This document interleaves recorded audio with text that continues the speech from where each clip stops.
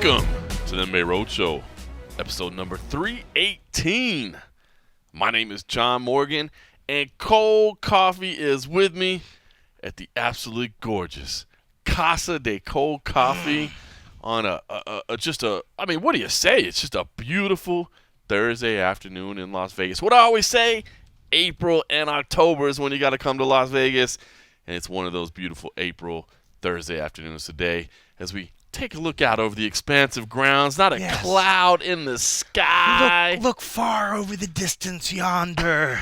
Look at all the loveliness. Oh, no, it's just there's the wall right there. Oh, yeah, that's the concrete wall right there. Never mind. Look beyond that. Beyond that, the hills and the mountains. Past my neighbor's house right there and the other concrete wall. Are they smoking weed over there? They probably are. If you open up my back window, I'm sure. All I smell from them is either the grill, which I love, because they also they do charcoal, and like when you get past that charcoal smell at the beginning, I love how barbecue smells when you're cooking some meat or something in this charcoal. But that whole phase, sometimes I can tell when they go heavy on like the charcoal, lighter fluid.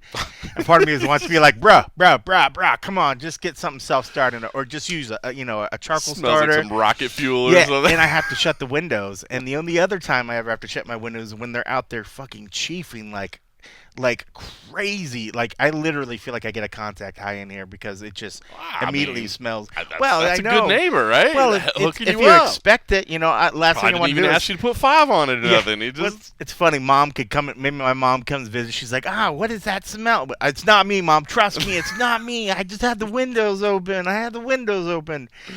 Isn't that great? No matter how old you get, it's like, it's not me, Mom. I know, I promise. And I'm sure my mom's just like, she knows I've done whatever, but it would still be like awkward knowing if my mom rolled up in my house and it smelled like weed. I'd still be a little embarrassed. I'm in my 40s. I still would be embarrassed if Mom rolled in the house and it smelled like weed. My mom grew a weed plant. She bought a whole just one. I think just one.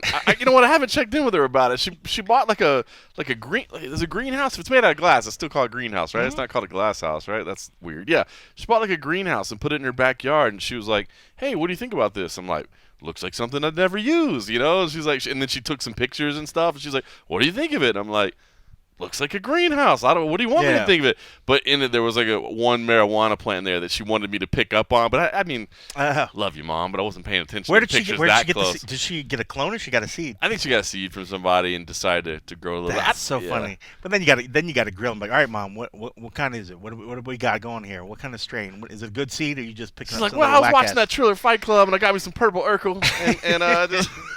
Oh, that purple Urkel sounds good though. You know what? Listen, you were talking about took us down a weird spot. And that's why we're your favorite MMA show, because we're talking about MMA all day. We don't talk about anything. We don't talk about barbecue. We don't talk about weed. We don't talk about using too much charcoal fluid. I will say, as you were talking about a grill, I want to say I don't think I've done enough service to suggest that if anybody's in the market of thinking about buying a pellet grill, buy it. The best. My they dad have different variants. My dad bought it for me as a gift. Yeah, it's a Pit Boss. Which I think Traeger's like the high end, but it got a Pit Boss, kind of a nice entry level one. I will say though, the entry level one, but make sure if you get it, you get the temperature probe on there where you can actually plug it in, so you got a digital readout of the temperature, so you can pull off the meat at exactly the same time. I'm telling you right now, if you're thinking about it, if you're on the fence thinking, it's springtime, right? You're trying to get ready for summer. You're trying to think, what should I do on my patio? What can I do around the house? If you're in the market or considering buying a pellet grill, I will tell you 100% do it. It just makes everything so much easier, man. Regulating the temperature and getting the smoke just right, getting the temperature just right. It's money. I'm getting hungry. I know. I love me some grill. I'm trying to figure out the kind of grill. I just hit up my sister because when I was down there, I don't think theirs was the Traeger, but they had another really just incredible grill that it was the same sort of deal where it had like the temperature off to the side and like had dual features, all this other crazy crap, whatever. But man, I'll tell you, I could literally watch people barbecue all day long. How weird is that? It's not that weird because I ate barbecue like every day in Jacksonville. Yes, we did. Literally every single day in Jacksonville. With reason. Credit to Jacksonville. I would never think that Jacksonville, Florida would be a place I would think that incredible barbecue lived. I mean, Texas, it's a given. Yeah. Kansas City, some of the major places where you always kind of think. Even here in Vegas, we got some good barbecue. We do. But that barbecue, Bearded Pig. Bearded Pig, the Bearded Pig. If you're ever in Jacksonville, holy hit shit. up the Bearded Pig. I will sign off on that. We got so lucky because we had. I mean that our setup in Jacksonville was custom made for us, man. Like our hotel, we were at the Homewood Suites. Not a fancy hotel by any stretch of the imagination, but the host hotel was sold out. We couldn't get into the nicer hotels, and really, honestly, it was actually hard to get a hotel room in Jacksonville because everything was sold out. But we got the Homewood Suites. And literally right across the street from us, as I pulled into the hotel, the Uber driver was like, "Hey, that right there, best barbecue in Jacksonville, Bearded Pig."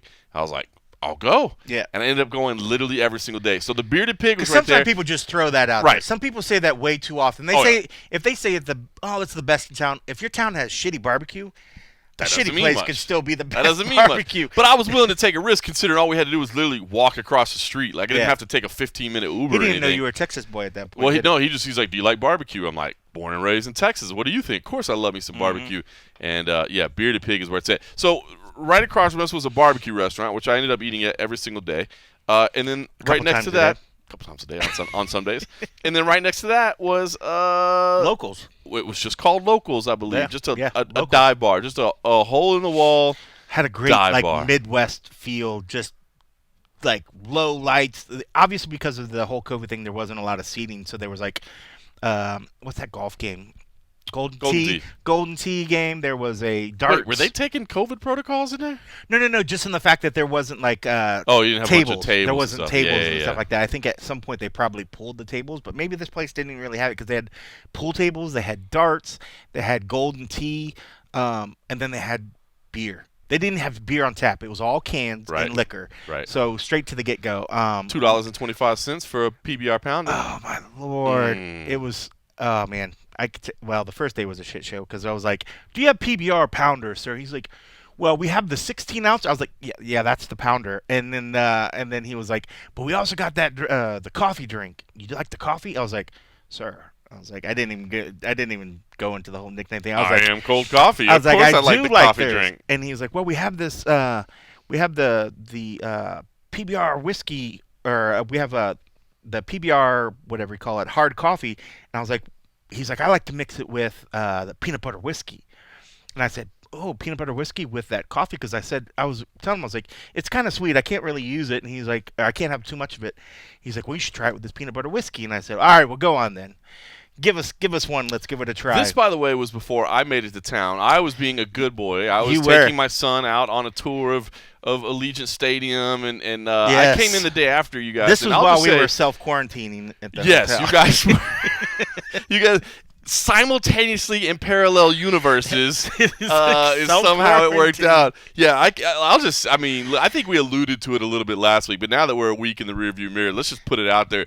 You guys were a mess. I showed up into town the following day, and I'm like, what happened last night? I am so glad I was not here last night because you guys were a mess. It was probably the drunkest I had been in a long time. And we didn't even go in. Obviously, I think that, we had the best of intentions. It wasn't like we were, let's go hard. We were like, in fact, I think we actually said, let's not go hard. Let's just have a drink or two and just get back into the room, Part of it was just being on the ground. That was part of one of the best parts of being on the road, seeing your colleagues is actually you work all day, work, and then you're able to just talk shop and you're able just to break that and just kick it. And we haven't been able to do that. We haven't done that forever. Outside of seeing like Oscar here in Vegas and seeing the other people, even here though, it's like a lot of us live here, but we never actually hang out in Vegas. You know, most of us are just happy to be home. So when we were there, and the fact that there was this cool little bar that just looked and screamed itself that it was everything that we like and love about bars. I was like, we have to just go in there. Let's just go over there for one. Let's just go have one, two, and then call it a day.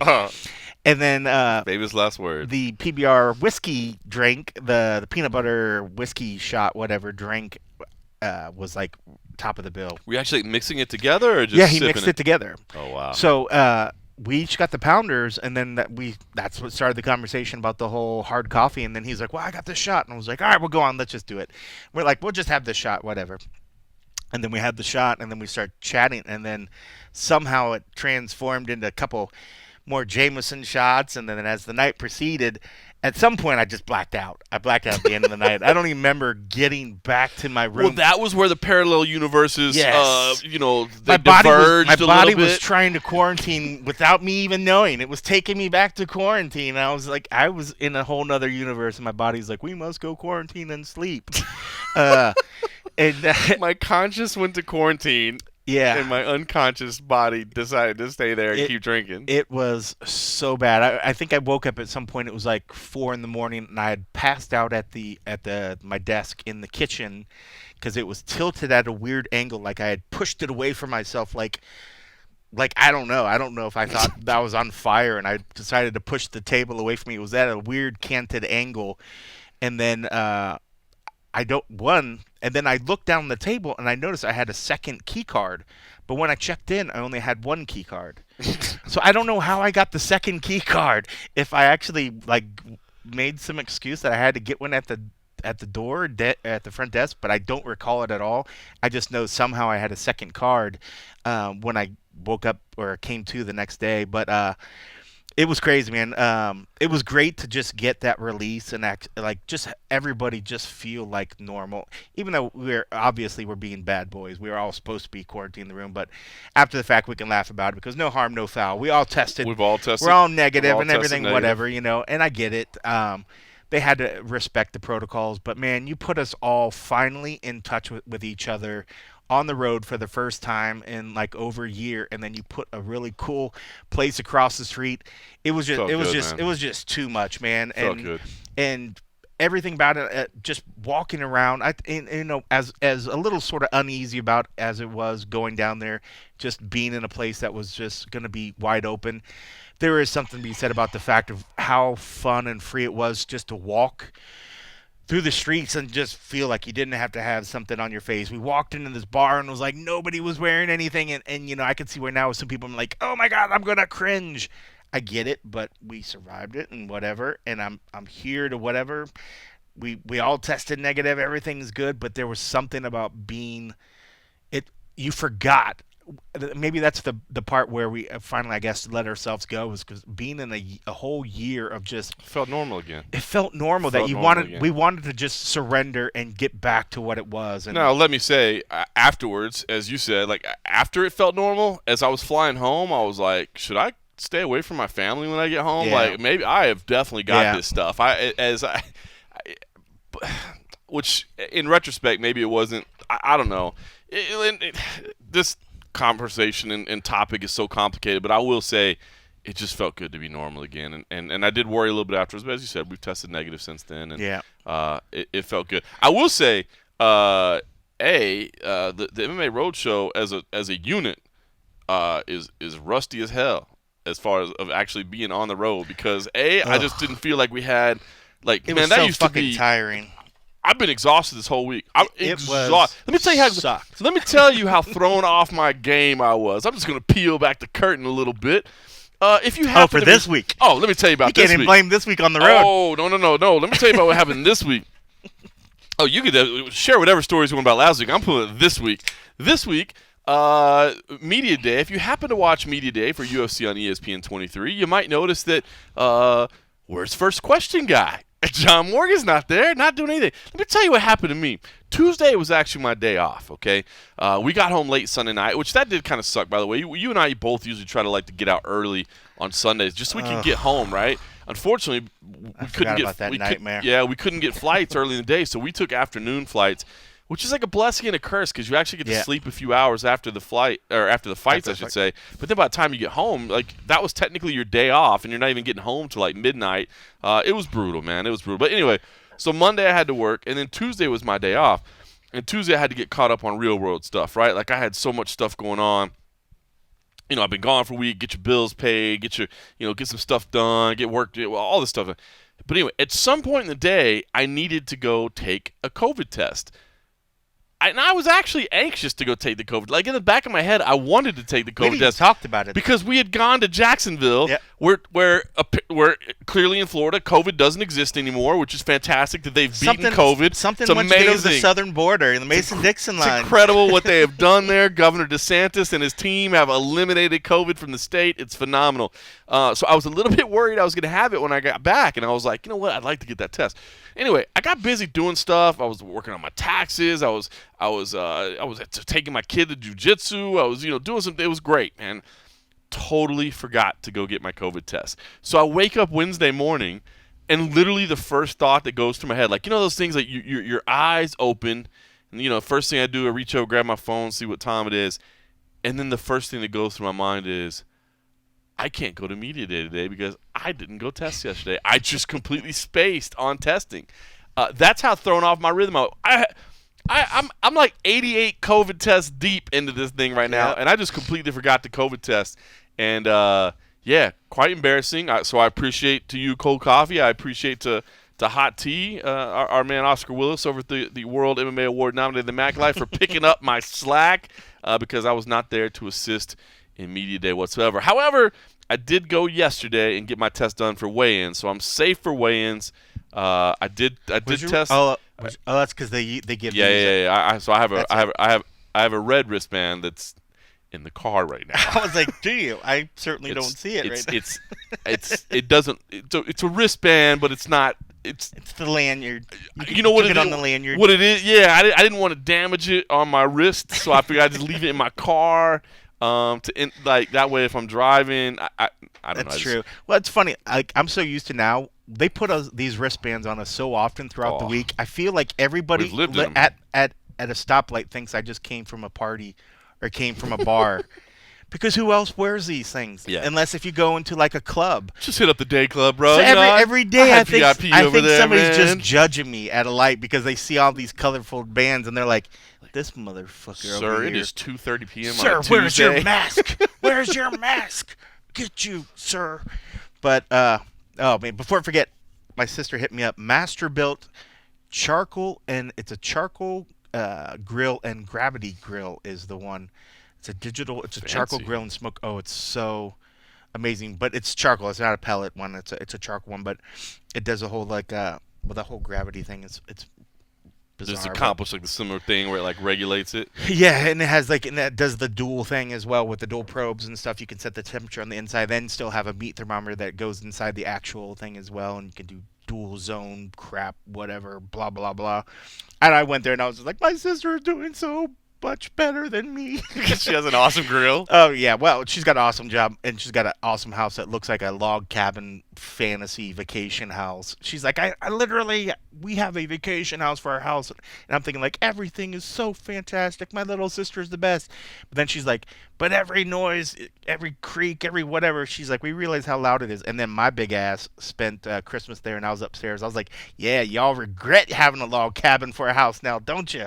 Because you hear my ass snoring, but whatever. But yeah, they have this grill is fantastic. But we literally, I should do a podcast on just grills and meats, but it would probably just be me drooling on my mic all day, every day. Well, we hope you're enjoying the latest episode of the Barbecue COVID and Self-Pity Roadshow. Now we're going to talk about Tennessee and where you should go when you're in Tennessee. Do you like dry rub? Do you like wet rub? Why? Well, everybody likes a good wet rub. Everybody likes a good wet rub. By the way, broadcaster voice on point there. I like it, man. Where's that been all along? I'm saving that for the barbecue podcast. I've gotten this crappy version of cold coffee all I could have had broadcaster coffee, man. Like, where's this guy been at? Damn, 318 episodes in, and you're just out to. You could be the one carrying the show. We just had to find a topic that made sense. Oh, not this man. MMA stuff. MMA, you get the weakened down version of me. Damn. Picked the wrong subject, man. I've been doing the wrong thing. Well, I guess, listen, to all of our supporters, patreon.com/the MMA Roadshow. Of course, we did talk about UFC 261, wrapping it all up on the and a half over there. Some amazing fights, obviously. But other than the fact that it just wore us down and we're not used to life on the road anymore, man, any thoughts that stuck with you over the card or the week or the event, man? Just on the road, so much stuff had changed in terms of like gear wise. It'd been so long. So like while we were here and everything, and going to work at the Apex, I got a different carrying case. So it's like, okay, I could pack the new tripod, and I could put this, and like, okay, this is great. that doesn't translate well to carrying it through a lot of places, going through whatever. It's just little weird stuff that you forget that will pop up on the road, because you have to be really sort of fluid on the road, and things can pop up and change, and you forget, oh hey, by the way, now we're going to be at a venue, and you're going to be carrying this huge case into an arena, and then upstairs, up chairs, trying to fit it in here, and just like the whole stress level of certain activities during the fight week. Not that you forgot how stressful they could be, but it was just like being out of touch and having the ring rust, if you will. That's what it is. It was just, it was frantic, and it was just, I'm glad that one's under the belt. Like, I feel good that now I can kind of remember what it feels like and what to expect at the next sort of venue like that, because if you're not at, like, what I just say, fight speed or whatever, if you're not up to speed and you're not ready, it's just like everything felt slow. Setting up was slower. Breaking down was slower. Granted, my gear has sort of changed the setup that I've adapted to when you're used to going to an environment and sitting down, which they have us do at all the other ones. So I have extra monitors. I have things that are built in to my setup now that don't translate as easily or well, that I need to adjust or decide whether I want to keep for whatever, if you're going to go on the road, because you got to stay light, you got to stay quick when you're moving on the road. Because obviously that's always been our goal. Stay light, stay quick. Stay light and quick. I mean, people look at me and they think, that motherfucker looks so light and quick on his feet, But it's literally my sole focus every day. John, stay light. Stay quick. Tippy toes. Balls of your feet. Just keep moving. Stay light. Stay light. You got this. You got this. So yeah, I mean, it was great to be there. I mean, one thing I will say, like, after all the stress of being sitting there and being in the arena, I wasn't even in the arena when the full crowd was there, but there was something about once you got through the stress, once you got through the sweaty panic of setting all your gear up, make sure you're ready to go by the time that the show lights come up, was just the sound of the crowd, seeing people there, that once you got calmed down, I was able to enjoy it. And that's one of the biggest things that I kind of took away, was that even amongst all that crazy stress that I felt, there were moments there that sort of just helped to spark not the interest, that's not the right word, just like everything. Like, we've been stuck in Groundhog Day for the past year. Get up, go to the Apex, do an event. Get up, go to the Apex, do an event. Get up, go to the Apex, do an event. Now the fact of, okay, get your gear, get to the airport, get to the place, get to the hotel, get to the media event, bring your stuff, go, try to find a car, do this. Like, the whole Uber thing was just crazy and stressful as well. But once you get through it, and just being able to say, okay, and find these moments that it was the crowd and it was the fan reaction, and just seeing the smiles, seeing the faces. Like, I know that the fights were good, but it's like the fan. It was before. Like, I wish you could have experienced that. Like, walking to my seat before the first fight even started. Because you're right, the crowd was electric, but those fights were amazing. Like, it could have been any night. Right from the very first fight. The first fight was insane. Shit. The first fight was insane, man. That set the mark for the whole night. That set the pace. But I'm telling you right now, just going to the seat right away, there were so many fans that were just like, John Morgan, blah, blah, blah. John Anik would walk in. John Anik, what's going on? Like, Anik even walked over and took a bunch of pictures. Buffer came in. Buffer went into the octagon, like, before this, because there were so many people cheering for him. He went into the octagon and, like, I thought you were going to say crowd. He was stretching, doing his twist. Oh, no, not he does those in the dressing room. He does those. Yeah, it is. If you've ever wanted to enjoy yourself just watching Buff get ready, like, I know you when fights are about to start, you're watching a whole lot of different things, but watch Buff do his little stretching routine, and it's amazing. Awesome. But no, you could tell people were, and I think the crowd is going to be like that. You and I actually just got confirmation earlier today. We'll both be in Houston for UFC 262. Obviously, 264 is July, so we'll be here covering that. We don't know about June yet, which looks like it may be in Arizona. If it's in Arizona, I'm sure we'll be there as well. But I think these crowds are going to be like that for a while, because it's actually what you said. I felt it in Florida, man. It was like, damn, just to be in a building again with a crowd and with people, like, you could feel the energy. I think these crowds for the next couple of events are going to be off the charts, because it's a different group of people, right? It's a different group of people in a different town, in a different city, that have all been experiencing the same thing, and they're so hyped to have. I mean, I think on the one hand, you'd probably just say they're hyped to have anything, because, like, everything's just happy on, to be out. But it's your, but to have your sport back, you know what I mean? To have your sport, which, look, I remember, when I lived in Texas or when I lived in Ohio or whatever, you could always count on the UFC rolling in like once a year. I mean, you start getting to that point where you're like, I don't know if the card's good enough this year. I don't know if I'm going to buy tickets this year. I've gone the last 5 years, but they're kind of expensive. You know what I mean? Because you're just like, it comes so often, you can make that decision. Then when it's been gone for a year or gone for how long, and you can finally get back to the energy in that building, it was like one of those things where, like, I know it sounds silly to say, like, the fighters feed off it. And we always talk about that, like, hey, once the cage door closes, it's just a cage. Dude, I think that crowd really did have something to do with why that card was so good. And I think we're going to see it for the next couple of events. And I'll tell you what's going to be weird is this Saturday we're going to be back in the Apex. And no disrespect to the Apex, you know what I mean? The Apex has been the MVP of the pandemic to keep us all working, right? But it's going to be kind of like a wah, wah, right? Well, it's certainly in the sense of that we're not going to hit that loud burst of people. I mean, like, I tell people, everybody's like, oh my God, wasn't it just amazing being at that event? And I was joking. I said, well, if you've seen one underbelly of an arena, you've seen them all. From my perspective, you don't see a lot of the stuff, so you're still watching the fights on the TV. But there is something about when you're in a venue. You can hear that rumble, though. You can hear it.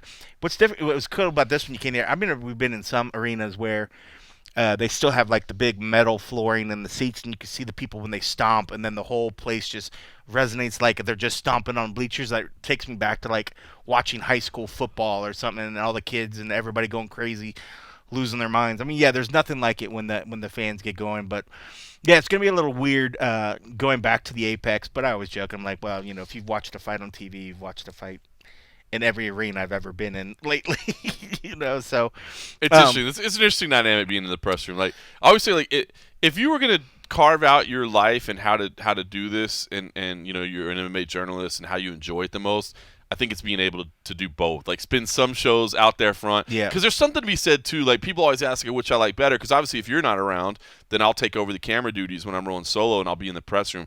There is something really cool to spend that moment with an athlete, like after they just had that amazing moment in their career, right? That big moment, and they come back, and you're one of the first people they talk to, and they're still sweaty, maybe even a little bloody, and they're just high on endorphins and adrenaline, and they're talking to you about, this epic experience they just had. There's something cool to be said for that, but there's something really cool to be in the sitting in front row and it's soaking in all that atmosphere. So, if it wasn't for my time with the UFC, I probably maybe would be more jonesing. Like, I see the media that comes in the back and they're like, oh man, I wish I could just go out there.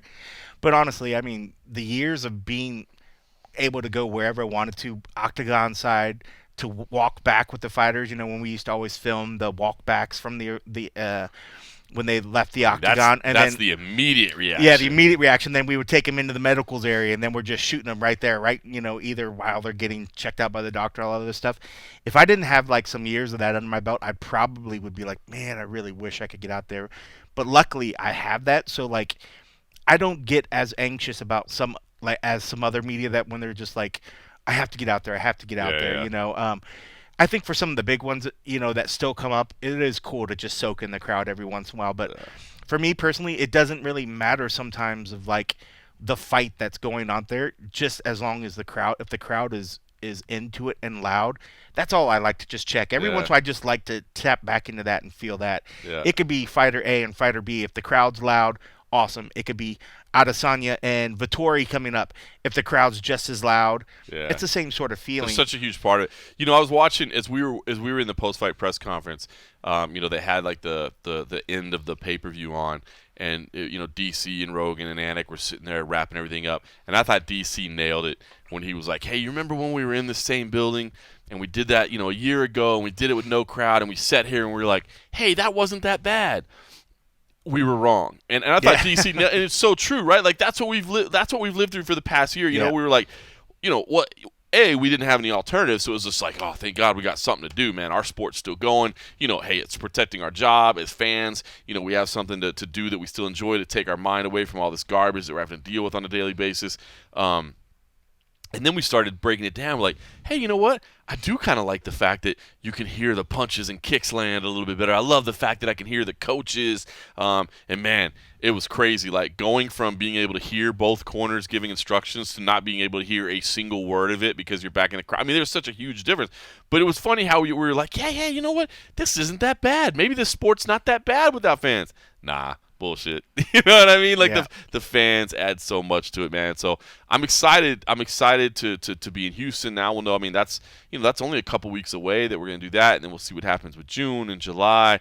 And I'm gonna be interested to see what happens with these fight nights because for now what we're hearing is they're gonna stay in the Apex, but they're not announcing shows very far out, right? I mean they're announcing the Apex like 2 weeks out. You know what I mean? Yeah. I think they're still.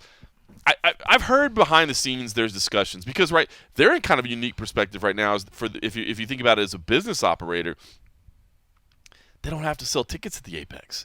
You know what I mean? There's no cost involved whatsoever. Yep. So from a profit perspective, it makes sense for them to do fight nights in the Apex. However, you can tell when Dana talks about it, you can tell he believes it.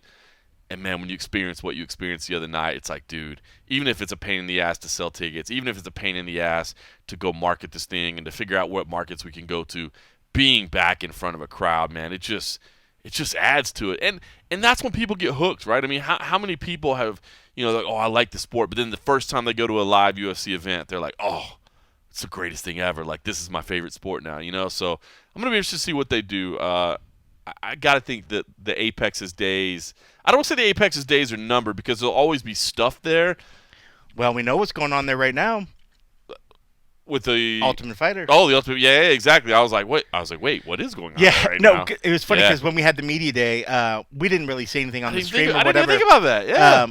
The champ came in between just to sort of pop in and just say, hello, folks. It was just like... well, in fact, you do have some audio of that, right? No, we didn't get it. Oh, you didn't catch the audio of it? Oh, no, I was so caught up in the moment, I forgot to hit record. Oh, it happens. But yeah, Volkanovski was there. But it was funny because we're sitting there waiting for... We weren't sure what fighter because even though there's a supposed order of when the fighters are going to come, sometimes they switch around. So we would see the limos or the SUVs pull up and drop somebody off. And at one point, we saw Claudia Gadelha, and we're all just like, wait, she's not on this card. And we're like, who's that with her? And then we kind of forgot that they were doing some filming for the Ultimate Fighter stuff in there. So, and then the next thing we know, Volkanovski comes down, and we're just like, what's up, champ? And he popped in there, and just said hello. And I forget what he joked about something. Fudge, I can't remember, but it was funny. But at the time, we were like, "I'll just come up here and say." I was like, "Hey, give us a little inside bit of what's happening or whatever." So that's all going on there.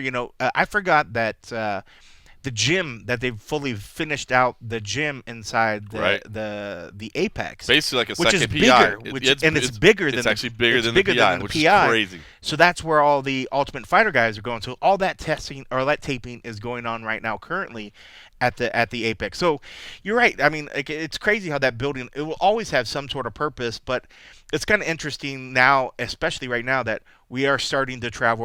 We're starting to go out and do these things, but still currently back there, an event might pop up, but oh, hey, by the way, there's this $1 million show that's also taping in the venue as well, And listen, we just, I think, I'm going to feel bad because I don't remember who reported it. We had heard that it was in the works.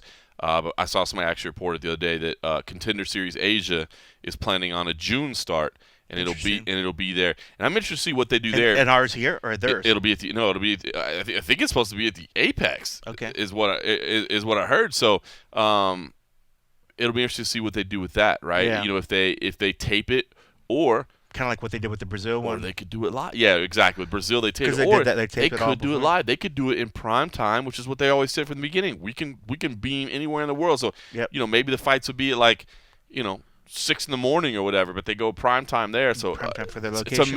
It's amazing. So you're right. The facility's not going to go dark by any stretch of the imagination.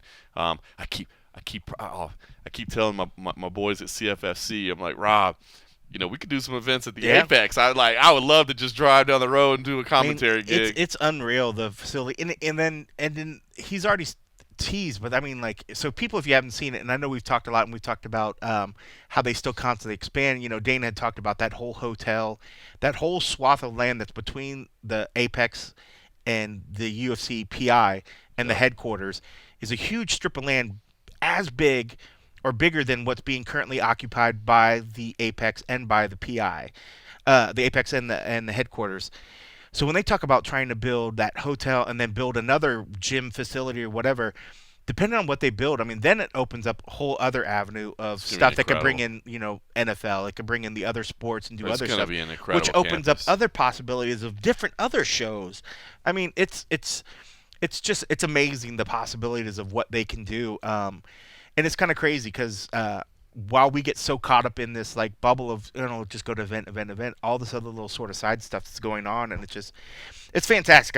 I mean, there's just you got to feel good that they had the forethought to just get these buildings that they did. I mean, it's one thing that we was just like, okay, it's cool that they got these buildings and were able to kind of keep working and stuff. But man, as much grief as people do give them about some things that how they operate, and of course they could, treat fighters better, pay fighters better, whatever. But some of the ideas and stuff, what they did right, like purchasing the buildings, build the things that they've done, they put a lot of money back into it, and but the possibilities that they're opening up, it's just fantastic. And I mean, they're hiring more and more local people from the community to work in these establishments, do all this other stuff. So, I mean, every company could be better, but man, I gotta give them credit, man, for some of the stuff that they're doing. It's fantastic, man. It's very exciting stuff of what they're doing. Cool to see where it all goes and what direction. I feel like we've only seen a fraction of it. I mean, we've only seen it just a teeny bit, man, and they're setting up stuff that'll outlast all the major players. Like there will be a day when Dana's gone, and who knows when that's gonna be. But some of the stuff that they're building is going to probably be even a bigger legacy for what the UFC is than anything that they've done. He's helped start a lot of stuff, but this stuff, if they build it out and they leave it how it looks like it's going, it's going to be fantastic, and this stuff's going to last for quite some time, man. Yeah, it's funny. You kind of touch on it, and the UFC. We were talking about before we started recording. Endeavor today went public. They had their IPO. It's not be the careful UFC. Rushing in there, folks. Yeah, look at the guy's got broadcast. Now we're going to switch to stock talk. Watch that rush, y'all. Let it come back down. He's got investment advice, but no, it's interesting because it's not the UFC going public by themselves. It's the entire thing, which so we'll see.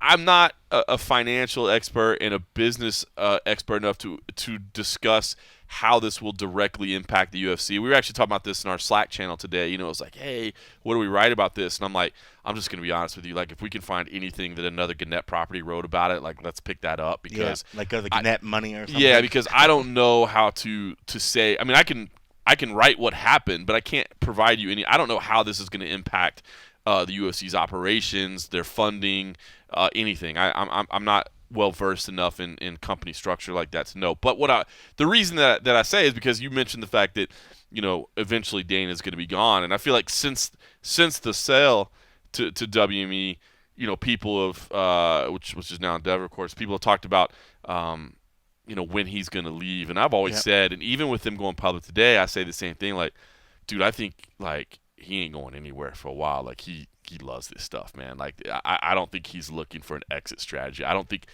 Dana White can live life without being Dana White. You know what I'm saying? Like Lorenzo could go sit on a super yacht. Lorenzo can sit on a super yacht out in the middle of the water and not care.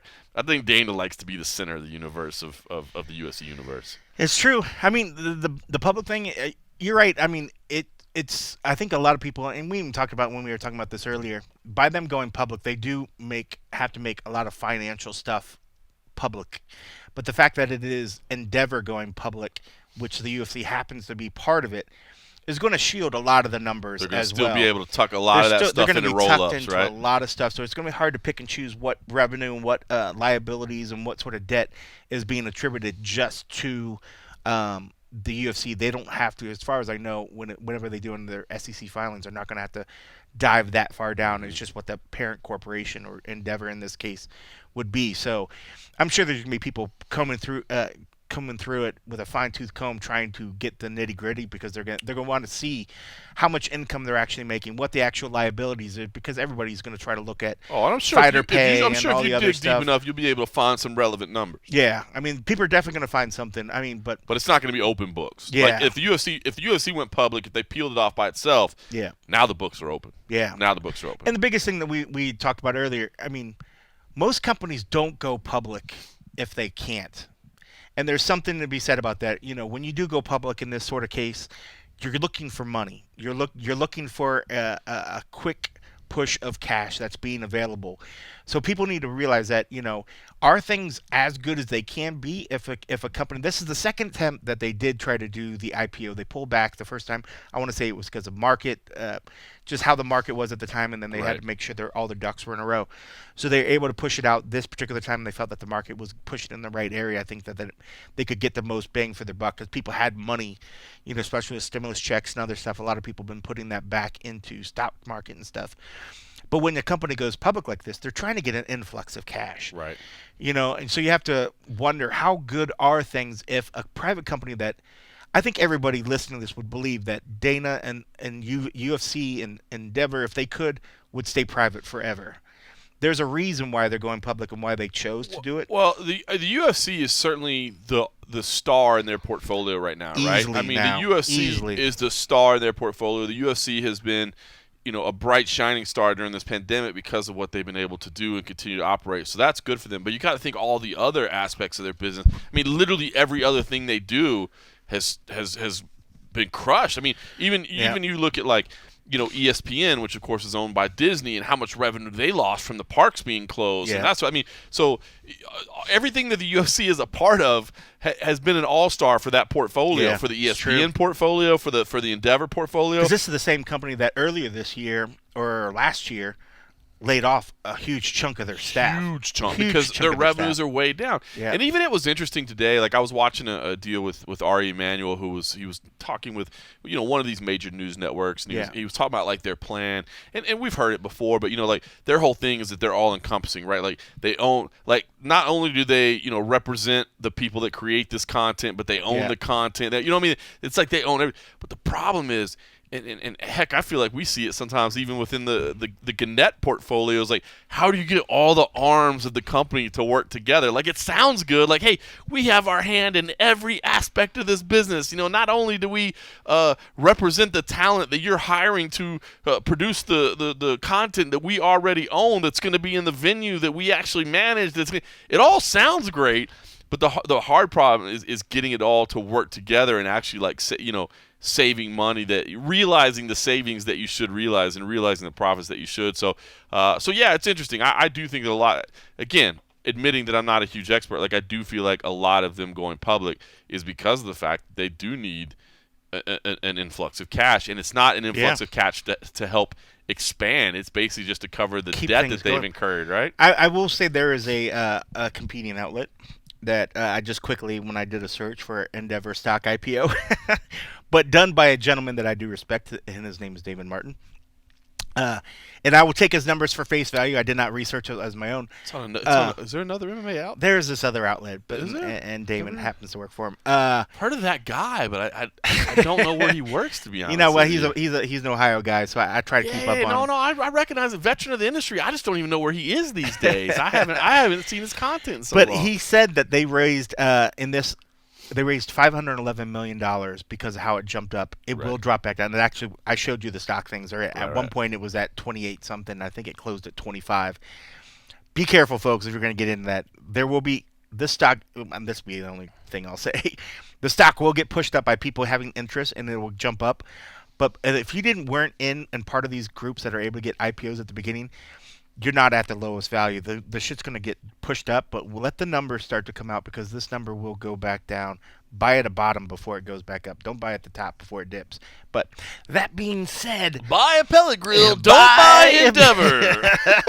Mastercraft. So they were able to raise $511 million. I mean, so think of it. So if a company that paid out $4 billion, everybody always looks at that number, $4 billion.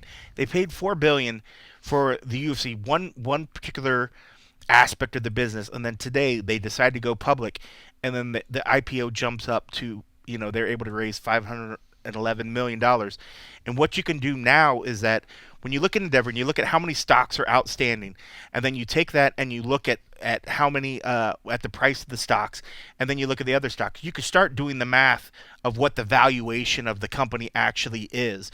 And if you start looking at it and you're like, wait, didn't I see 10 billion was the number floated out there? I think they could 10 be, billion. Could be. I didn't look to see how many stocks or whatever is out there. But so think about that. If it was just on the face value, if it was 10 billion, just the UFC alone, 40% of that they paid. Yeah.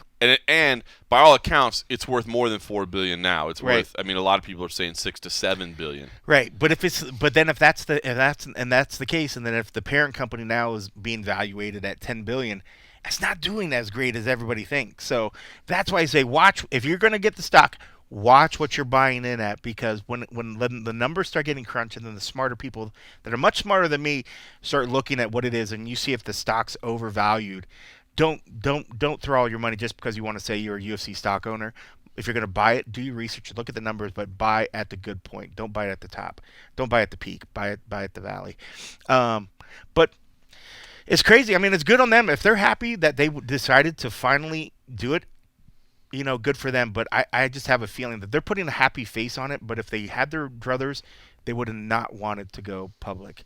They would have rather stayed private, because then it's easy to keep business as is, because this will shake things up when it comes to everything about how a company operates and carries itself changes once all the information that was currently private is shown.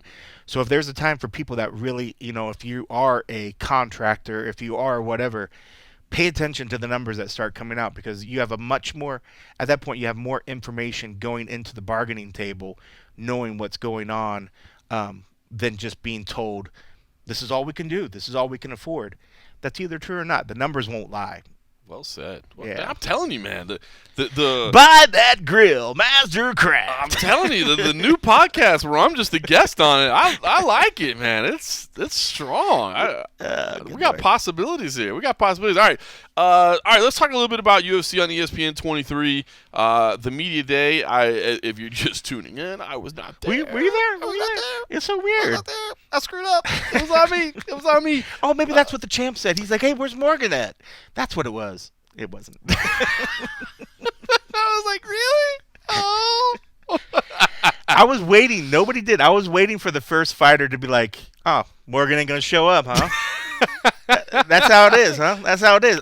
First cares, question, huh? man, didn't show up, huh? That's hilarious. Yeah, no, I was not there because I screwed up, but I was watching the live stream, the beautiful 4K live stream that you're providing. Listen, not a lot of hype around this card, and I understand it. Dominic Reyes versus Yuri Prochazka, it's one of those fights where guys aren't big talkers by any stretch of the imagination. In fact, Yuri is kind of a weird dude, if we're just going to be 100% honest. I hated that interview. It was such a fail. I tried it. For some reason, during the Dustin Jacoby, we just started getting caught up on just outfits and how you're going to look and getting in people's heads, blah, blah, blah. And then Jury comes at the end. And so then I'm like, oh, he had this hair done up in this certain way. And I'm thinking like, oh, man, it looks just like Tong Po from Kickboxer. I'm like, oh, we could totally talk about this. It's going to be awesome. And I started doing it. And he's just like, huh? Can you repeat question? And internally, I was like, I hear the sirens from when the submarine's starting to go down. Abort! And it's like, oh no, it's gonna. And then I was like, I just got to go all in. Let's just keep pushing. And it failed miserably. And then I was just like, this sucks. I was like, but thank God it was the last interview, because at that point, I don't know if I would have recovered for the next fighter. Well, at least you don't have people hitting you on social media now like, hey, aren't you gonna ask that fighter if they'll take their shirt off? That's gonna live forever. And if it ever drops, I will bring it back up. Oh, man. I mean, which I don't mind. The good-natured stuff, I don't mind. It's actually Who brought that up?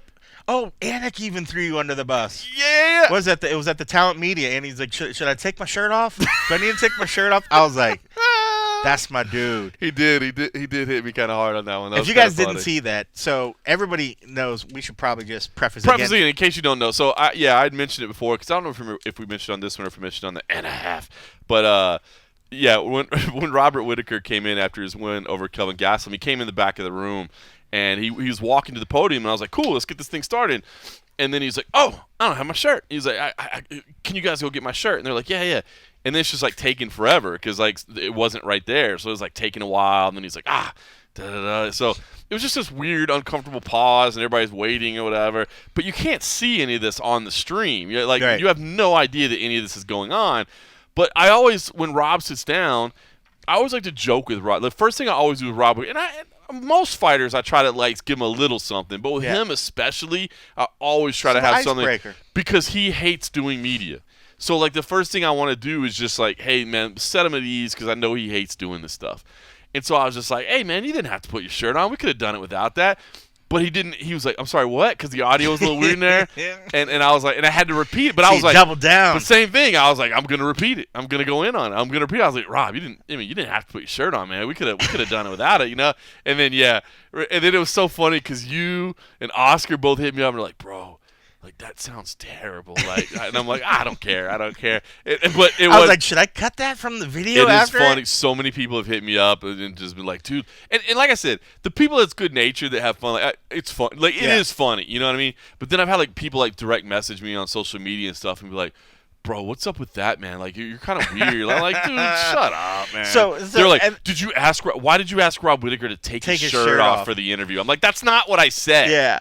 So then fast forward to down in Jacksonville, we did the media day with Anik, and then Anik goes up onto the stage to answer questions, and the first thing he said, he's like, so should I take my shirt off? Do I need to take my shirt off? And it was hilarious. But it's so funny when you brought that about Rob and how it was happening behind the camera. See, I never actually saw that happen, so I have to take for your word that he was struggling to get a shirt. When he came up to the stage, he had a shirt on. So even my podcast partner's just like, why did you ask him to take his shirt off? That's I'm so like, weird. I guess I could. After doing this for 6 years, I guess I could trust that the other part actually happened and that you weren't just trying to get Rob to get. So my point being, you're not the only one that asked stupid questions at the meeting. But it was funny. As I was watching the stream, I felt for you, dog. I was like, it was fucking brutal. I was like, it was tanking. Brutal. I was like, why at the end of the fucking day? And I was just like, yeah, because he was like the last one, right? He was the last one, and I was just like, if I knew that he didn't, I felt like his grasp of English wasn't as good as I thought it was going to be, and I was like, it's not. It's good. It's good. But he misses details. Yeah, and I was like, if I in knew fairness, that, I don't know what Tong Po is in Portuguese either. Yeah, so. I would have never fucking. If I knew that was gonna fail as miserably as it was, I was just like, this sucks. And I was like, well, fuck it. Let's just write it out. But I was like, I am not going to read any comments on the stream right now. I did tell myself, I was like, when you get back over to the stream, just shut it down and say maybe for the rest of your career, people are like, aren't you going to ask him about Tong Po? Let's talk Tong Po, brah. I was gonna ask him, are you gonna wrap your hands in the glass and the stuff like in the kickboxing? Yeah, sure. Or was that more a blood sport? That was blood sport. Blood sport, but I was like, if he didn't get Tong Po, he wouldn't have no idea about the other one. So I was like, whatever. And he's like, I just like it, And I was like, all right, whatever. Enjoy your hair tie. All right, so he's a little bit of a unique character. Meanwhile, you got Dominic Reyes, who, speaking of social media, I thought Dominic. To be honest with you, I thought Dominic is. I was a little bit worried because for you guys, because again, I feel not like, oh, John's the greatest interviewer of all time, but I just feel bad that I didn't show up. You know what I mean? So I'm like, now I threw it over to you guys. After he got off the screen, he left the room. He actually came back in and was like, "Where's Morgan?" No, he didn't. He didn't. But I felt bad that I wasn't there to help you out. But I was a little bit worried because sometimes Dominic can be a little bit dry in interviews. Yeah. I thought he was great, man, and I thought he really fantastic. And I thought he really talked about. And dude, it sounds to me like he's in a good place. I am. It's funny because he's like, I know people wrote me off. He was the very first person. Yeah. Like I didn't know what we were gonna get from him. It was whatever time that was in the morning. I was like, oh man, I hope this is good. But I thought he was very open. I thought he was very thoughtful. He answered all of our questions. I think we didn't ask anything like crazy to where it would be off-putting. And Oscar even started by asking about the losses. Well, that's what I was going to say. I thought he was very open. I thought he addressed it, and I think he's spot on because he's like, look, some people wrote me off after last. So now I won't say that I wrote him off after last, but I will say in my picks, I picked Yuri Prochazka. Now, by the way, I was high on Prochazka before he came to the UFC. I love the fact I love Prochazka's path because for people that don't know, because he's only had one fight in the UFC had been trying to get him for a while. Like, they saw the talent. They were like, dude, this dude is UFC capable. Let's bring him in. But he was getting really well paid on the international scene, and he also, and you could hear it in his answers. Even when you ask Erie about, like, hey, what if this gets you a title shot? And he's like, I don't care if this gets me a title shot. He's like, it's about the journey. It's about my development as a martial artist. This guy's 31 fights into his career. But on the regional stage, he was, or I shouldn't even say regional stage. When you're fighting at, like, Ryzen, like, that's not regional. But he was saying, look, I want time to keep getting better and keep getting better. And so I think this dude is dangerous, and I think he took the path to get here. So I picked him, and I will say, I don't think I was writing Reyes off, but after the last performance, I was probably like, are we giving too much credit to the fact that, well, he probably beat John Jones, but he didn't necessarily, you know what I mean? That's what I was doing. Yeah, I realized I had to gut check myself and said, are you just buying into the hype of what was? Right. And what, I mean, nothing against what he was capable, what had happened and what was capable. He's still super, super dangerous, but I was so caught up on the hype of everything that was behind it. And he even said himself, he's like, maybe I even bought into it a little bit myself, So part of him going in this dark place, him admitting that. And he was just like, I just stayed away from it. I realized that to myself, I realized what I did to myself, and, and he just righted the ship, and I was like, man, I love everything that he's saying, And by the way, you did much better on that interview. Maybe because it was first instead of last. You did good. You were like, hey, you mentioned this dark place. For anybody that hasn't watched it, go check it out on YouTube, MMA Junkie. You said, because he talked about going to a dark place, and you picked up on that, and you were like, hey, when you say dark place, like, are you talking about, like, just shying away from the camera's dark place? Or are you talking about, like, internal dark place? And he was like, and he really elaborated. He was like a little bit of both. Yeah. I thought it was a great answer, but that also too, it takes a dance partner to have a good dance. Like Jiri was a little bit tougher because I think the language barrier, he wasn't quite understanding. I think if he did, we probably could have had a lot more fun playing around about the hair bit. But Dominic came in completely open and willing for everything, and so that's why I think we all vibed with him so good, because he was open and he was just honest about it. And I thought it was great. I remember after that conversation, I was like, man, I think we all kind of even looked at each other and just like, that was a good interview. I thought it was great. That was a good interview. I mean, another one that, in case we don't touch it, if you haven't listened to it, I thought Cub Swanson was another one who was very honest and open. And this was one of the first times that I had been in a room with him since the whole, media should fight, instead of talk about us or whatever. So, of course, we asked him about that, and we just talked a little bit. And his point is right, and it hasn't changed in the fact that a lot of times, these fighters go out there and they open up their hearts and they tell us everything, but oftentimes the full story isn't shown, and there's little bits that are taken out of context, and sometimes that's the part, depending on where the fighter's at, that some of that part that kind of triggers these emotions. And so he laid in some of the staff and then, or the media, but he explained. But he's right. He nailed the explanation of it. Yeah. And if you haven't watched it, like I said, it's worth checking out. And I'll be honest with you, it's something that I struggle with in this business,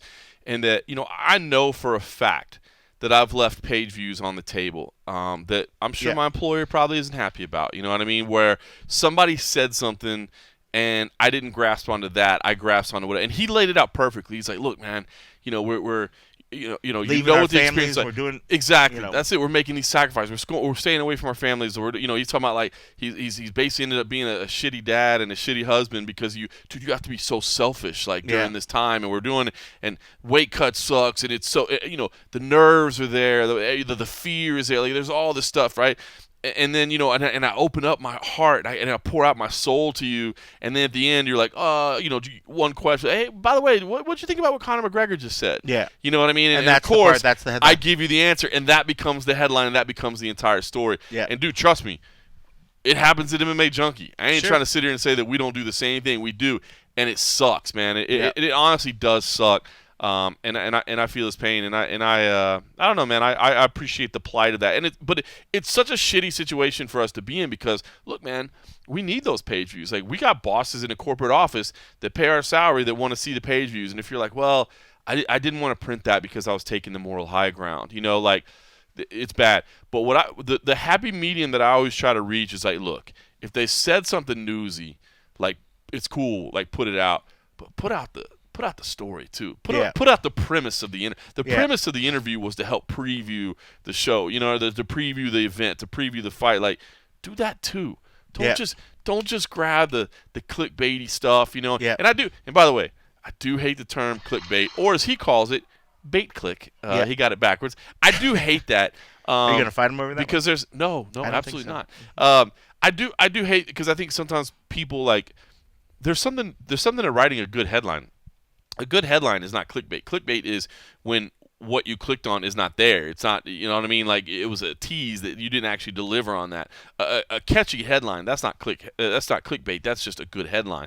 But I understand what he's saying, and I thought he laid it out there real good. And man, Cub's just such a good dude. It's so good. He's such a nice dude. I thought that was another one that was early on. That might even been like our second person. Yeah, I think that was number 2. That literally after that, I was like, we all felt like we were glowing, and I felt like he was happy as well. Like he got a chance to say a lot of stuff, and anytime somebody's willing to open up themselves like that and bear themselves out there, if you can't be proud of them as a human being with their honesty and their openness, and then to not be sort of moved by somebody unafraid to, in a sense, share that sort of stuff. Mm-hmm. I mean, just remember afterwards, I was like, I think everybody in the room was just like, God damn, Cub gives a good interview. I mean, there's just something about somebody that's so willing to share so openly the raw emotions and the feelings and stuff. But I thought it was a fantastic interview, and I was just like,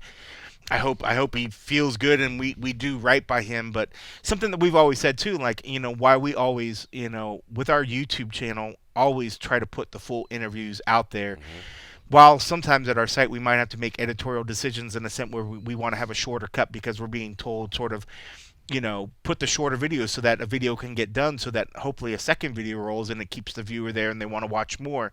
Whereas if it lives on YouTube, they maybe can click out and go see another one. But we always try to put the full video, make sure that it lives somewhere, and a lot of times that is for us as YouTube.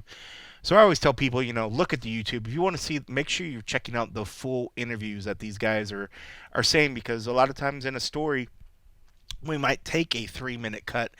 But Cub's interview, I roughly off the top of my head, I can't remember if it was like 15 minutes, 20 minutes or something. It was like 20, 25. It was like 20, 25 minutes or something like that. But there was just so many different gems in there that were just great, that you could make multiple stories. But I just remember after the fact, even the UFC, the PR staff in the back, I went back to get like a glass of water, and they grabbed me and they're like, that was really good. Like, Cub was good. And I was like, dude, I thought so too. You know, sometimes you just get caught Cub up. was all right. I crushed it. That I did not say, but I just remember, after that, I mean, it felt so good because one being, you know, anytime every fighter is or any human being that you report on or do whatever, it's their right to be critical of what you do, and they could say whatever. But it was fun. I was glad that the first time we got back into his face afterwards, it was not contentious. It was not, man, you guys suck. You know, it wasn't whatever. It was like, hey, this is why I said this. I explained myself, and this is this. But hey, and we all had a good conversation afterwards. I mean, doesn't that just walk right on the line of what I always say is like, just don't say anything, don't write anything, right. Don't do anything that you're not willing to stand across the table and say in their face. You know what I mean? Like, look, you know what I said was not with malice. This was my thought process, and here's why I said it. That's it. That's right. That's good. That's good. Just live your life that way if you're in this industry, or hell, in any walk of life, if I'm being honest with you. Yeah, I mean anything. But if you guys haven't listened to Cub, I would definitely go. And Dominic and him were very, very good. And there were some other definitely gems that we won't harp on all of them. Those two ones were good, where it was just like, so I felt good. We sat here and praised, and even though I wasn't there, you know, praised how great Dominic and Cub were. I picked Yuri and Giga. You know, I picked. Oh God, so did I. But I did joke on our Slack channel that after my Tong Po reference failed so bad that I was upset that he didn't know who that was, that I wanted to change my pick. I was like, change my pick. If he doesn't know who Tong Po is, I think we're done. I think it's a big fight at light heavyweight. Now look, if Dominic wins, I mean, he's had 2 title losses. Obviously, the reigning champion is one of them. It wasn't a particularly competitive fight. Yeah. I don't think he's necessarily right there. I mean, he said, look, and he did. It was so funny, man. I love the way he said, like, hey, man, don't forget, I'm still like number 4 right now. You know, I think he's number 3 in the UFC rankings. I think he's number 4 in ours because we have Nimkov up there from Bellator because we do obviously the whole world rankings. But I love the fact that he said, "Look, I'm right there." I don't think he's fighting for a title shot though, unfortunately, because of circumstances. But I'm telling you right now, I'm not saying that Prochazka will necessarily get a title shot with a win here. But man, you know, he's like, "Hey, I'm fine taking that slow ride." If he does something devastating. If he does something devastating here, I don't think he's on that slow ride whether he wants to be or not. Yeah, he's going to have to work out a better story about why his hair is like that, though. Instead of, I just like it. No, come up with something cool. Learn who Tong Po is, man. I love it. Just angry. Just bitter. I love it. There's a cold coffee I know and love. That's the guy I was looking for. Get you a Mastercraft grill and make sure you tape your hands and smear it in glass. Giga Chikadze, by the way, that's a great fight, too, as well. I look. Cub, when he's executing, can compete with anybody if he's at 100%. But Giga is a quickly developing talent, so I'm really anxious for that fight as well. I would not be upset if Cub proves me completely wrong and he goes out there and pulls it out. I would be so happy for him. There was something like, I mean, Giga was good, but like, you know, I think all these fighters have to be bold. You have to be confident. But there's sometimes when I think it was on so opposite ends of the spectrum. How not that they carry themselves. It was like I felt like Giga was still like he was like a little bit of a character, you know, very bold, very up, you know, on his skill set and everything. And then after hearing like, you know, putting it against how we felt after we listened to the Cub, I was just like, man, kind of want Cub to win. But I didn't pick Cub. Listen, man, Cub's a favorite of ours forever. You know, people that don't know, I do want him to win. I mean, he's super close with the MMA Junkie radio guys. Yeah. If I remember right, the story goes back when they were still Tag Radio. I think they were on his shorts for a fight. Could be years ago. Yeah, could be. Crazy, man. He's a good dude. I love the fact too he's embracing how he wants to use the platform. If there's ever, you know, when it comes to some of these guys that have a chance to use their platform, he had a rough life coming up. He was in a lot of trouble and stuff, and but he chooses to speak to troubled youths and others. And I think every fighter that decides to do something, giving themselves, of course, we always talk about Dustin Poirier and all these cats. There's a lot of guys that are doing. They might not have the big dollar value donations to this and that they're doing, but some are doing their little bits, and Cub's one of those ones. So it's just good to support and give praise to those guys to do it, because I mean, it can't be said about everything. I mean, like, there's a lot of guys in other walks of life making lots and lots of money that aren't as charitable as some of these guys do in sheer percentage of what they're giving of themselves. Yeah. So all these guys should be commended when they have this platform to do the things that they're doing. So, by the way, I think we should probably address why there's Star Wars lasers just I firing can't get off my in damn, the background. You know, my phone notification right now, because I love Star Wars shit, and somewhere recently I decided to download an app that allowed me to change my notifications to different sounds. So right now mine, I think it's a TIE fighter sounds when it. That does sound like a TIE fighter, and I'm not even a big know, sci-fi guy. That does sound like a TIE but fighter. My phone is on vibrate, but for some reason, a lot of the apps. One of the recent Android updates. I know you hate Androids. I was going to say, if you want to, like, if you'll notice, I have an iPhone. It makes no sounds whatsoever. Folks, after the Mastercraft grill, get you an iPhone. It doesn't make noises when you tell it not to. So I mean, yeah, the shit's on vibrate and it's still fucking making these noises, and it's driving me crazy. But because it's not even like a pleasant noise. Like, for us nerds, we're like, hee hee, that's Star Wars. But when you're trying to be quiet and then the Star Wars laser sound comes out, it's not as cool. I mean, I should be thankful you don't have something like more embarrassing. I think it came on in the. I think during the media day, I think there was a noise. It absolutely did. And I was like, fuck. It absolutely I was like, it's literally on vibrate. So I was like, so I've been slowly going back. Every time I see it make a noise, I'm like, okay, what notification do I need to fucking disable? So if anybody knows how to make an Android actually be silent when it's on silent, all they're going to say is just turn off your phone. Before you start up that Mastercraft grill, make sure you turn your Android phone off. I'm telling you, I'm retired. I'm turning this thing over to you, man. You just tell me how this thing works moving forward. Good Lord. Listen, this fight card, I know a lot of people aren't going to go crazy for it, but Merab Dvalishvili, I got a soft spot in my heart for that guy. Boy, that's going to be a good fight. And I love the fact, dude, Cody Stamann with the unintentional trash talk. I don't think he meant for it to be as trash talking as it sounds. So basically what happens is, they've been scheduled to fight before, and it fell apart. And Cody basically said, like, look, I had basically decided this thing had fallen apart twice. We're not going to do it again. Like, it's just too much. I want to train for somebody else. I don't want to have this guy on my head.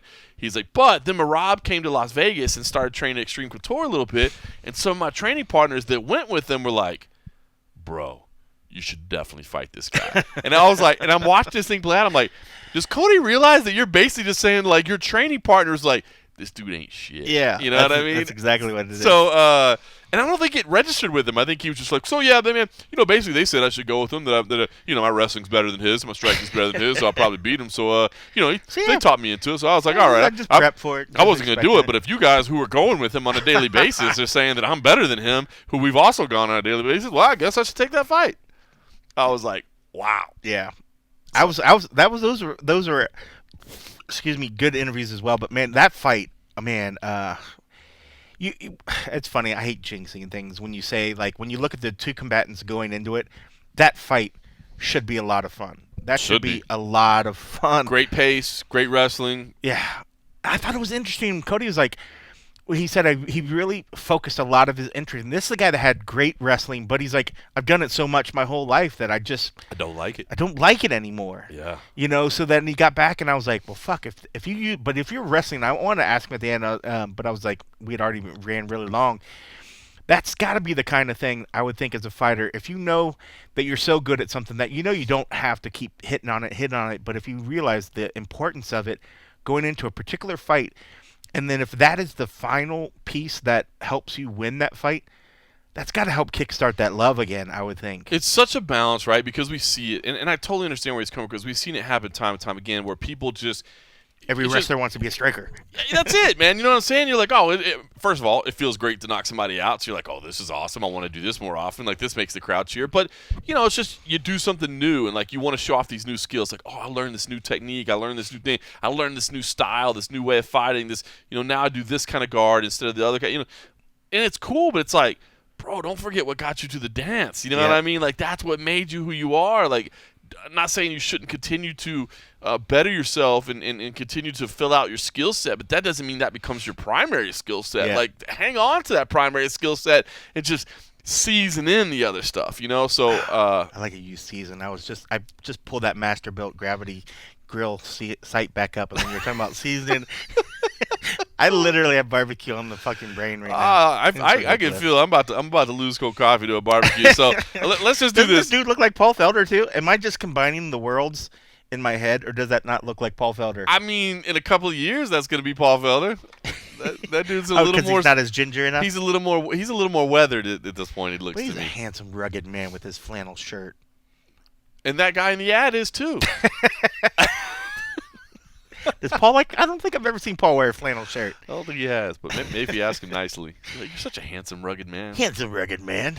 All right, listen, I did want to mention one more thing, and I didn't necessarily want to bring it up, but, man, we sat down and watched this video right before we jumped on here. God. So Diego Sanchez is out of next week's fight with Donald Cerrone, and can't confirm this report, but there's a lot of rumblings behind the scene that he's been released from his UFC contract. I don't know if that's the case. I've been trying to get it confirmed. I can't get it confirmed. But it sounds like if it's not the case, that it might be the case, or it may soon be the case. He's definitely out of the fight. We know that for a fact.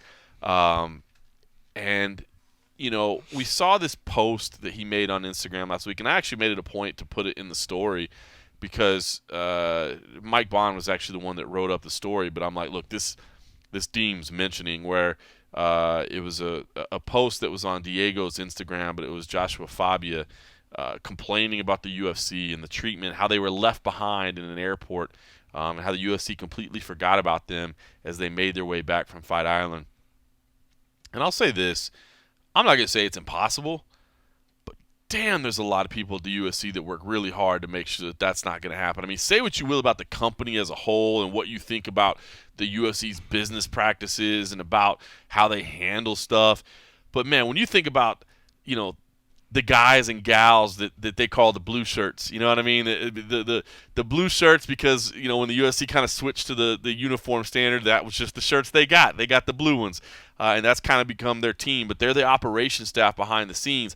I'm not going to say they couldn't have made a mistake and left him at the airport, but, like, they work really damn hard at putting the athletes first and taking care of the athletes. And I won't necessarily mention them by name, but you and I know obviously a lot of that crew, and man, they are passionate about making sure that the fighters are taken care of. So like I said, say what you will about the UFC as a billion-dollar company, but as I've always told people, be careful when you start making assumptions about the billion-dollar company and you forget about the faces and the people that are on the ground, that are the ones that are actually at the front lines. And, like, is it possible that they got forgot about? It's possible. But, dude, I mean, I think about those guys and gals, man. They got checklists. They're checking in. They're you know what I mean? Like, it's crazy. It's madness. I'm telling you, I have the utmost respect for them. And I have the respect for a lot of the people there. Being one, a former employer, I'm telling you, the amount of hours that my peers would put in for the amount of pay that they get, it's not like people that are working there are rich or getting rich or whatever. And especially if you break it down to the amount of hours. So a lot of people on the ground, they're working their tails off. And at times, people get tired. Mistakes can happen. Yes. But to ever think that any particular mistake is done out of malice or trying to do something would be a discredit to most of any of the people that I've ever worked with, or any of the people that I've worked with. These guys are working their tail off, and I'm not just trying to say that to butter because we, need to. It's trying to keep the UFC happy or whatever. Like, these are friends of mine. These are coworkers that I've seen them work and through blood, sweat, and tears. And I mean, that's it. They work their tails off. I screwed up, and I screwed up this week. I made a huge mistake. Right, I missed a COVID test. I didn't get to go to the media day. You don't blame it on somebody else. Had you been like, Morgan's like, he dicked me over on purpose or whatever, or like had any of the fighters, I mean, that would be weird for the fight. But you know what I mean? Like, for anybody to go, except for Volkanovski, which I mean, like, where's John? Well, it's cool that you had that audio. How did it go again? Where's John? Yeah, that's so awesome. You know what I mean? That'll stick with me forever, man. Thanks, Volk. That means a lot. But yeah, that's it. Is it possible that somebody made a mistake? Yes. If it did, I don't think so, because I've seen how detail-oriented they are. I've seen how much to do. However, if it was made, would it have ever been because somebody was like, man, F those guys. I don't like them. They can find their own way. Sometimes on the ground, too, they use third-party people. Sometimes they use these companies where it's not the normal operations people that would do stuff. So, I mean, and we say this because there's been times, even when I would land, you just look for the signs. You never know who it's going to be. But sometimes it wasn't a familiar face. Right. You saw the sign, and then you walked to the sign. Nobody's going to sugarcoat it and go looking for it. If they don't recognize you, if you don't recognize them or whatever. But it just happens. I mean, like airports and any other thing on fight week, shit's just crazy. Shit's just madness. You have to have a little bit of patience, and nothing's going to go perfect. But I will tell you, putting them up against most, if not every other organization out there doing this, they are hands down just steps above everybody else. It's a different ball game, and you can ask the people that are doing it and the people that have done it and then went to other organizations. They'll admit it. Nobody does it as good as they do it. They might not admit it in public, but behind the scenes they'll be like, oof. It's unreal. Oof. It's if you think they're doing a bad job, you've obviously never worked with some of the other organizations or fought for the other organizations. And that's no disrespect to the other organizations. No, because they're doing as best as they can. On an insane level. It's a different level. I mean, and part of that reason is because of the effort that these guys are saying. And I'm not trying to blow hot air up their ass. I just know how hard these guys work, and they do it in extremely stressful situations, balancing so many different fighters. And it's not even just the fighters, it's their corners, it's their crew, it's the staffers, it's the talent that comes in. It's just the sheer number of stuff that these guys have to do. It's a crazily juggling act that there's always going to be mistakes. Mistakes happen, but don't harp the people and don't think that it's just something personal, and don't think that it's just that's the motive of the UFC trying to get a point out, because it's certainly not going to be done by the operations staff. Hell no, they're just trying to do their job. They're just trying to do their job. They're not making decisions like that. Yeah. You know what I mean? So I saw that video and I was like, maybe we should say something, because that's the thoughts that we just shared are the thoughts that I had. And I was like, you know what, I should share that. And I was like, you know what, no, I'm not going to, because A, I have a lot of respect for Diego, and I don't know what's going on right now, and B, we've had this history with Fabia, and it's not like it's been anything personal or whatever, but I know he takes everything personal as we're attacking him. He takes everything so personal. But then this video comes up today. I know he's going to listen to this, and he's going to take this personal. Well, that's what I'm saying. This video comes up today. They got posted from the fighter meeting in Abu Dhabi, which is posted on Diego's account, and is apparently supposed to be some kind of defense of how they were mistreated.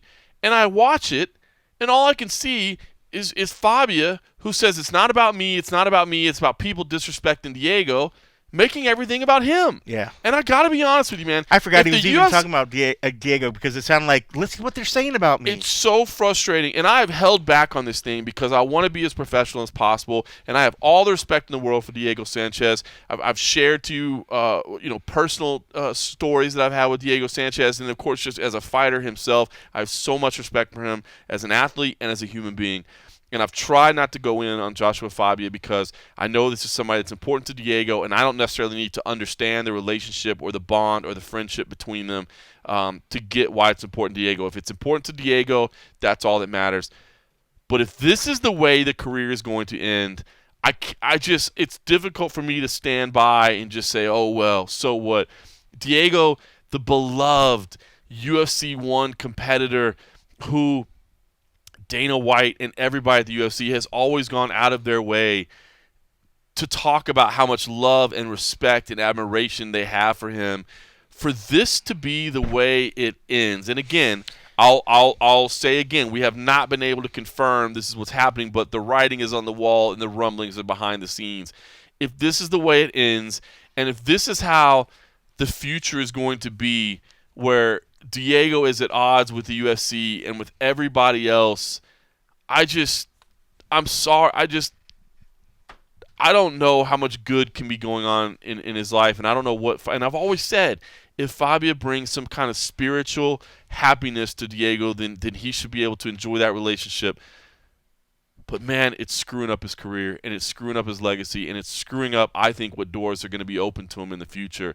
And I think if I'm just being honest, it's a fucking shame to watch. It was just sad. You watch that video and Diego's silent the whole time. It's one thing if he's like, please come in here and be my spokesperson and talk and say the stuff that I'm not going to be able to verbally say as well as maybe you're going to be able to do. But it didn't sound like it was somebody there defending Diego. It sounded like it was somebody that was defending the actions that he felt were taken against him. He was mad that fans were perceiving him a certain way, and it was almost that he was blaming the commentary for the actions that were getting pushed upon him. And I just felt bad, and it just, if it has anything to do, I mean, one, it's not going to leave a good impression. I mean, that was a chance for Diego to talk with those guys, say different things and do whatever, and it turned into a different person that was not Diego, taking that whole time to explain why he was upset, and I would hate to think that he talked him out of a job. And exactly right. Talking down to people too, man. I mean, just the way you handle situations, man. It just, you're insulting this is not a lecture, people. but let me lecture you guys. Hold on. Yeah. And you know what, man? Kudos to everybody that was in that room, and the video's out there. Stephan Bonner obviously filmed it, and it's on Diego Sanchez's Instagram. I will say this: kudos to everybody that was in that room, and if you watch the video, you'll recognize every single one of them that haven't said a word about that because they could have buried him. It's weird to me that Diego, that he would, or at least somebody on Diego's account, is putting it out as some kind of defense. Yeah. To me, it looks terrible. Yeah. It looks awful, and I mean, Diego carried himself fine in that. I mean, Diego has nothing to apologize for that video. There's nothing in there that showed Diego doing anything wrong. And I get what Joshua was trying to do or whatever, but it came off completely wrong, and it just came off as something that he said he wasn't doing. Yeah. Like he made it seem like he was there to defend Diego, but everything that I heard in the time that I listened, it sounded like he was upset at actions that were bringing slander, as he called it, against himself. I think that's what it is. It's about the ill repute it's bringing on him. Yeah. It's not about him, but it is about him. And he ruined that moment for Diego. I'd hate to think that was the thing that pissed off the powers that be, that were just like, is this worth dealing with it? This was a moment for us to talk with Diego, and if this is how he, chooses to do whatever, is it worth keeping or whatever? And it just sucks because I love Diego. I mean, Diego has nothing to be ashamed about in his career. He has nothing, whatever. He's a legend. He's a true legend. He carries himself as good as anybody can, and he's always carried himself wonderfully. And even in that moment right there, he could have been upset. He could have been, firing off and saying, yeah, man, this. But he sat there and was quiet, polite, walks over, shakes their hands afterwards. He was behaving like a gentleman. He was obviously either was upset about something, but it didn't seem like it because it felt like the other guy that was with him was more upset about stuff. And I believe that Fabia's interests are I believe he wants the best for Diego. I believe he's trying to look out for Diego, but the way he's handling it is wrong. Yeah. And I always say we should talk about Diego if you're worried about what's happening with Diego. That's it. And I I don't know. I always say don't say anything you wouldn't say to somebody's face. I would say it to his face. Now, it would be a ridiculous conversation, of course. You know what I mean? I'm not trying to make this personal. It's just I hate to see. I think this is what we feared all along. That it was going to end up having a horribly negative impact on his career in the cage and out of the cage. And I feel like that's exactly what we're watching happening. And I just can't be silent about it. If Malky or anybody was with their fighter and went in the room and went on a tirade about how I'm upset about this, it would not look good on their fighter. Agreed. This is not a Joshua and it's not a Diego thing. If any manager / coach, and I assume he's kind of manager in this role as well, if you're in there representing the fighter and this is how you carry yourself, no matter who your fighter is, if who manages Kamaru now? Ali does. Ali. Yeah. So if Ali went in there and was like, guys, this, that's not going to look good on Kamaru. Correct. It's so if you take yourself of whoever's in the room, just take the names particularly off and just say manager yells at staff, upset about how crowd perceives him and his influence on his fighter, and upset about the slander he feels. It doesn't matter who's in the room. People are going to get upset about it because that's not the place. I mean, there's better ways for you to air your grievances instead of bring a bad light on your fighter who's standing right there. I mean, at one point, I felt bad because I was like, please, somebody just take Diego out of this because, that just anger was getting lumped on his shoulders as well. And he might have been upset about something. If somebody was yelling and did happen to say something about my best friend, it's hard to not take that personal. Right. But in a meeting where something's dealing with me, I don't say, hey, friend that was slighted or whatever, come in and yell at these people. I just wouldn't do it. And especially if I knew I was near the end of my career, I certainly wouldn't try to piss people off. But I guess if it's also near the end, when else are you going to change it? But there could have been a better way to do it. I agree. And I think more tact. I agree. I think that's incredibly well said. And I think the best point you made, it was all good points, but I think the best point you made was the fact that, look, take the identity out. Yeah. It's not about him. It's about those actions. You see what I'm saying? It's not. I think that's a great point. It's not picking on him. Yeah. It's picking on what you did right there. That was inappropriate, and it's unnecessary, and it now seems to be costing the person. Now, I don't know if that's it, but it's this pattern of behavior. Even if it didn't, I would think if anybody was accosted by a fighter and their manager, how could you not have some ill will? I mean, if it wasn't for the fact that the massive amount of credit that Diego's built as a person and as a human being, you're going to overlook and you're going to give all right, you're good. You got some leeway. But you used up a lot of that with putting people through. If I was in that room, that would have used up a lot of that good credit just by association, It's just tough. Because I love Diego and I would love to see Diego still be able to do as much as he can, as long as he's able to fight well and he performs well. He always comes in shape. He always gives 100%. I would never say that he wouldn't. But at some point, fighters will leave this sport. You just want them to leave on a good, happy, high note. You don't want one of the last things you see is an argument that his manager has where half the argument just feels that it was about not the fighter, but more about how that manager was upset. I would hate that was if that happened to even factor in. Not that you want something else, but who knows? Like you said, it's not finalized. We haven't heard any word. We just know he's out of the fight. Just know that he's out of the fight, and if we're not seeing an injury report, it just makes you wonder. Sucks, man. Listen, should say, by the way, because it didn't, if you like the conversation you're hearing, we certainly appreciate it if you head on over to patreon.com/the MMA Roadshow. Sign up to help support us over there. That'll give you exclusive access to the and a half episodes. Plus, it just helps us out quite a bit. We got some costs going along here, and we'd appreciate it. Most like these Frosty award-winning past blue ribbons. They don't come cheap. Red, white, and blue from America. That ain't right. You could be like Jose W., who jumped in to help us out. Jonathan Johnson coming in strong as well. man. Pat Dulude up there in Canada. He's smart. Went the annual route. He went the annual route. Save that money. He's smart. And then just because he comes in at a strong level, Craig Glover gets another one. Ooh, Mr. Glover. Mr. Glover. I don't know. Was that reggae guy? Yeah. Mr. Glover. Mr. Glover. Mr. Glover. So salty and sweet. Made me think. Something like that. And thanks for listening. Well, it is your podcast now, so close us out. Let's go back to Mastercraft or Master Build. And thanks for listening. That's how we're going to end it? Okay.